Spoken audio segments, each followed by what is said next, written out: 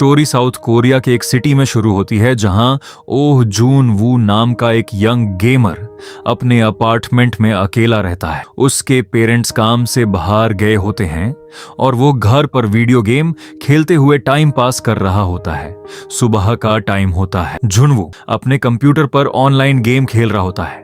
तभी उसके फोन पर एक मैसेज आता है जो उसके फादर ने भेजा होता है। मैसेज में लिखा होता है कि घर से बाहर मत निकालना और सेफ रहना। जुनवू पहले इस मैसेज को सीरियस नहीं लेता।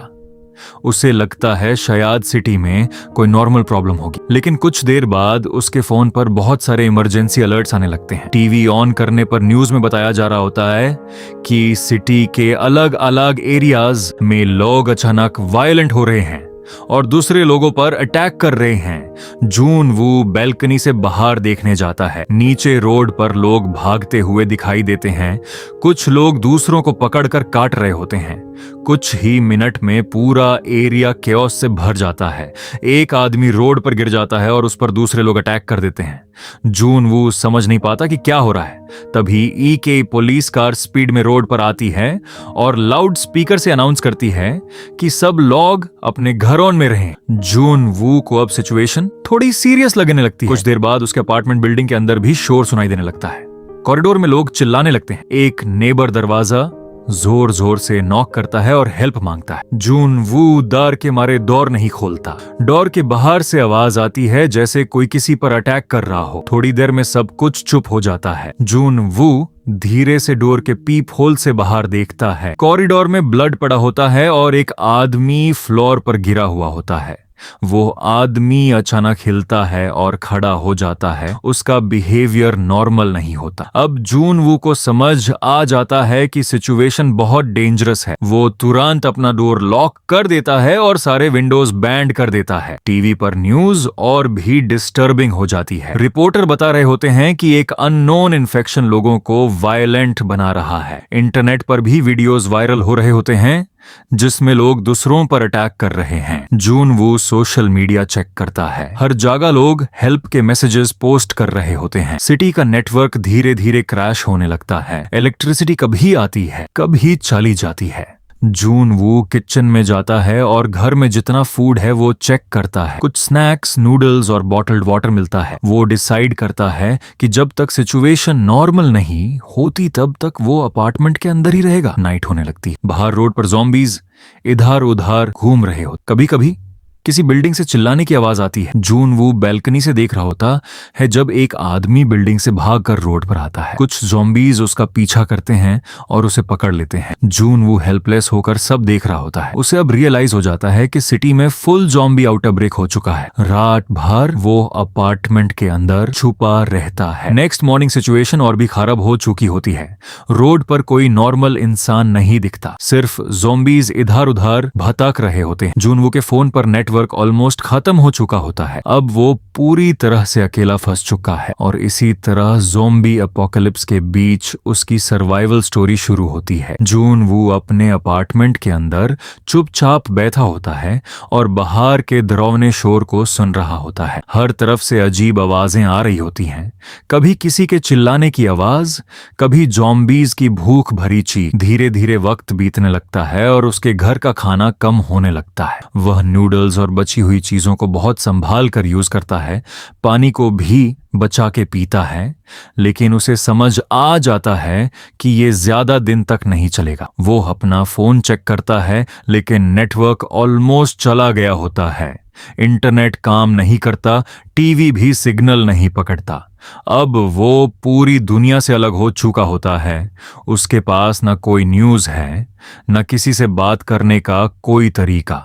वो कभी कभी फोन को बस देखते रहता है जैसे कोई मैसेज आने का इंतजार कर रहा हो, लेकिन कुछ भी नहीं होता। अकेलेपन का असर उस पर धीरे धीरे पड़ने लगता है। दिन भर वो कभी सोफा पर पड़ा रहता है, कभी रूम में इधर उधर चलता रहता है, कभी अपने आप से बात करता है, कभी चुप हो जाता है। रात में उसे नींद नहीं आती और बाहर की आवाजें और ज्यादा तेज लगती हैं। कभी किसी बिल्डिंग से हेल्प की आवाज आती है लेकिन कुछ ही देर बाद सब कुछ खामोश हो जाता है, जैसे वहां सब खत्म हो चुका हो। एक दिन वो बैल्कनी में आता है और आसपास के बिल्डिंग्स को देखता है। हर जगह बस खाली खिड़कियां और नीचे घूमते हुए ज़ॉम्बीज दिखते हैं। वो जोर से चिल्लाता है कि कोई है क्या, लेकिन कोई जवाब नहीं मिलता। उसके चेहरे पर एक अजीब सी बेचैनी और डर आ जाता है।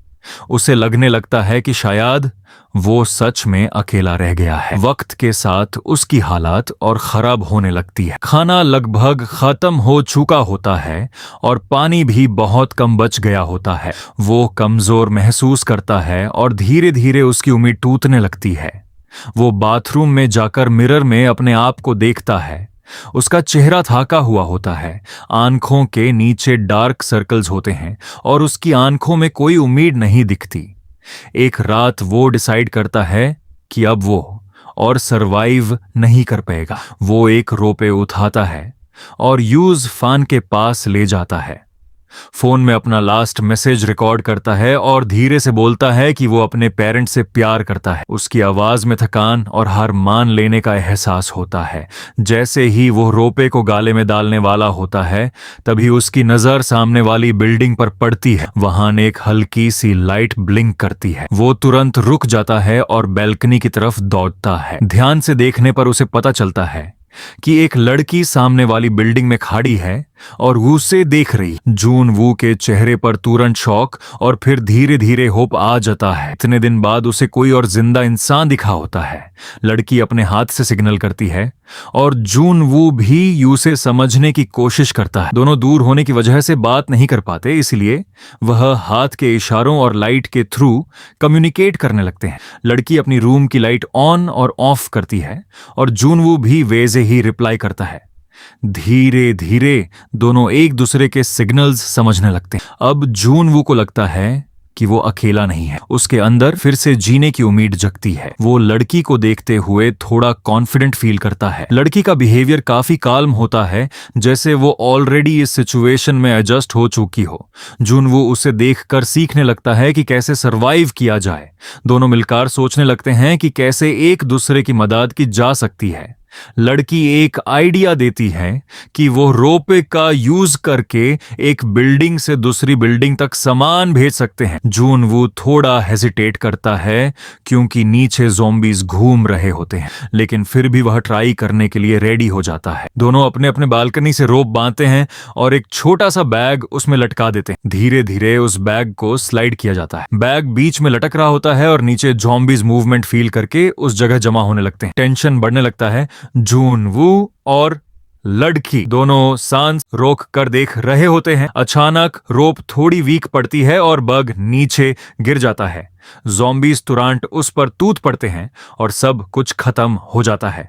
दोनों का प्लान फेल हो जाता है। जून वू फिर से थोड़ा नर्वस हो जाता है, लेकिन लड़की हिम्मत नहीं हराती। वो फिर से कुछ नया सोचने लगती है और जून वू भी अब पहले से ज्यादा स्ट्रांग फील करने लगता है। दोनों एक दूसरे को देखते हुए साइलेंटली प्लान बना रहे होते हैं। उनके बीच डिस्टेंस जरूर है, लेकिन अब वो एक टीम बन चुके होते हैं। बाहर ज़ॉम्बीज अभी भी घूम रहे होते हैं और सिचुएशन अभी भी डेंजरस है, लेकिन अब उनके पास एक दूसरे का साथ। जून वू और यूबिन अब एक दूसरे को देखकर समझ चुके होते हैं कि अगर उन्हें बचना है तो रिस्क लेना ही पड़ेगा। दोनों अपने अपने अपार्टमेंट के अंदर जो भी काम का सामान होता है यूज रेडी करते हैं और फिर एक सही वक्त का इंतजार करते हैं। बाहर ज़ॉम्बीज लगातार घूम रहे होते हैं, लेकिन कभी कभी उनकी मूवमेंट धीमी पड़ जाती है और वही उनका मौका होता है। जून वो धीरे से अपना दरवाजा खोलता है और बाहर झांकता है। कॉरिडोर में अंधेरा होता है और हवा में एक अजीब सी स्मेल होती है। वो बहुत संभाल कर बाहर कदम रखता है और दरवाजा धीरे से बेंड कर देता है। उसका हर स्टेप कंट्रोल्ड होता है,